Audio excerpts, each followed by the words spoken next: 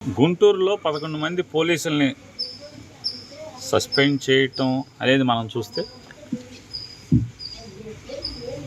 రాష్ట్ర వ్యాప్తంగా ఉన్నటువంటి పోలీస్ కానిస్టేబుల్స్ కానీ లేదా పోలీస్ ఉద్యోగస్తులు, సబ్ ఇన్స్పెక్టర్లు లేదా ఇన్స్పెక్టర్లు, డిఎస్పీలు కానీ ఇవాళ మీ అందరికీ ఒకసారి ఈ ఘటనను మీరు ఒకసారి చూడమని చెప్తున్నాను. ఇది పరిశీలించండి ఒకసారి. వెనకటికి ఎవరో చెప్పిన సామెతగా పెద్దలు చెప్పినట్టుగా నిలబడి దంచినా ఎగిరెగిరి దంచినా చంద్రబాబు ప్రభుత్వంలో పనిష్మెంట్లు వాడుకుని వదిలేయటం అనేది సర్వసాధారణమైన విషయం అనేది ఇవాళ ఈ గుంటూరు పోలీసుల సస్పెన్షన్ మనకి కళ్ళకు కట్టినట్టు కనపడుతుంది. కాబట్టి రాష్ట్ర వ్యాప్తంగా ఉన్నటువంటి పోలీసు అధికారులందరూ కూడా మరీ ప్రత్యేకించి ఎస్ఐలు, సిఐలు ఒకసారి గమనించుకోండి.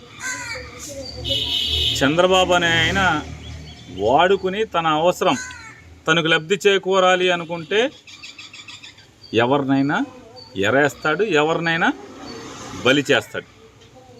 దానికి పోలీసుల, ఉద్యోగస్తుల, కార్యకర్తల, బంధువుల ఎవడైనా అతనికి ఒకటే. కాబట్టి మీరు ఎంత అడ్డగోలుగా పనిచేస్తున్నా కూడా అతను ఏ రకంగా అంటే తెలుగుదేశం పార్టీ కేడర్ అతన్ని తిడుతున్నారు. తెలుగుదేశం పార్టీ కేడర్ కిరణ్ అనేవాడిని, చేబ్రోలు కిరణ్ అనేవాడిని అరెస్ట్ చేస్తాడా చంద్రబాబు నాయుడు? ఏడు మారడరా బాబు అని చెప్పిన వాళ్ళు తెగ తిడుతున్నారు. కాబట్టి వాళ్ళని సాటిస్ఫై చేయడం కోసం ఈ 11 మంది పోలీసుల్ని బలి చేశాడనేది ఒకసారి పోలీసు అధికారులందరినీ కూడా గమనించుకోండి. చంద్రబాబు దగ్గర నిలబడి దంచినా ఎగిరెగిరి దంచినా మీకు పనిష్మెంట్లు అనేది ఇవ్వటం అనేది సర్వసాధారణం అనేది గుర్తుపెట్టుకోండి. అట్లాగే రెడ్ బుక్ను చూసో, లోకేష్ మాటలను చూసో, చంద్రబాబు మాటలను చూసినో ఎవరెవరైతే అతి చేస్తున్నటువంటి అతిగాళ్ళు కొంతమంది ఉన్నారు.